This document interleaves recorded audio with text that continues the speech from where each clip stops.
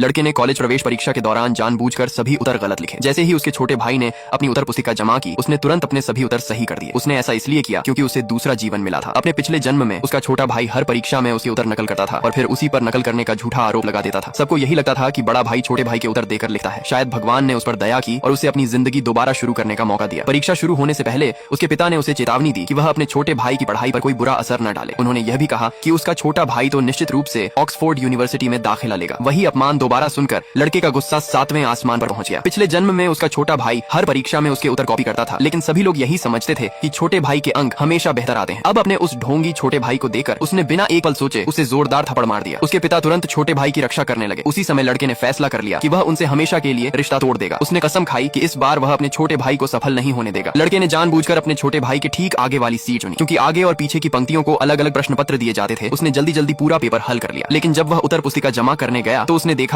कि उसके छोटे भाई के उत्तर बिल्कुल उसी जैसे थे। वह हैरान रह गया और सोचने लगा कि आखिर उसके भाई ने उत्तर कैसे नकल किए। बाद में उसे पता चला कि उसके छोटे भाई ने चालाकी से उसके बी वर्जन वाले प्रश्न पत्र पर पानी गिरा दिया था। इसकी वजह से परीक्षक ने उसे उसी प्रकार का प्रश्न पत्र दे दिया जो छोटे भाई के पास था। अगली गणित की परीक्षा में उसने अपने छोटे भाई से जितना हो सके उतना दूर बैठने का फैसला किया। आखिरी प्रश्न का हल भी उसने अपने बिल्कुल अलग और नया तरीका इस्तेमाल करके लिखा। लेकिन जैसे ही वह उत्तर पुस्तिका जमा करने वाला था, उसका छोटा भाई पहले ही उत्तर पुस्तिका जमा कर चुका था। उसने गर्व से शिक्षक से कहा कि उसने इस प्रश्न को हल करने का एक नया तरीका खुद खोजा है। जब लड़के ने अपनी उत्तर पुस्तिका जमा की तो उसने देखा कि छोटे भाई के उत्तर फिर से उसके जैसे ही थे। अब उसे शक होने लगा कि उसका भाई किसी न किसी तरीके से उसकी निगरानी कर रहा है। उसने अपने पेन तक की जांच की कि कहीं उसमें कोई छिपा हुआ कैमरा तो नहीं, लेकिन उसे कुछ भी नहीं मिला। पिछली गलतियों को दोहराने से बचने के लिए उसने एक नई योजना बनाई। इस बार उसने जानबूझकर पूरे पेपर में गलत उत्तर लिखे और इंतजार करता रहा कि उसका छोटा भाई पहले उत्तर पुस्तिका जमा कर दे। जैसे ही उसका भाई पेपर जमा करके गया, उसने सभी गलत उत्तर मिटा दिए और उनकी जगह सही उत्तर लिख दिए। फिर उसने अपनी उत्तर पुस्तिका जमा कर दी, लेकिन तभी उसके छोटे भाई ने अचानक उस पर नकल करने का आरोप लगा दिया। उसने दावा किया कि बड़ा भाई उसके उत्तर देकर लिख रहा था। इस बार लड़का बिल्कुल शांत रहा। जब उसने अपनी उत्तर पुस्तिका दिखाने के लिए आगे बढ़ाई तो उसका छोटा भाई एकदम स्तब्ध रह गया। उसने देखा कि लड़के के उत्तर उसकी उत्तर पुस्तिका से पूरी तरह अलग थे।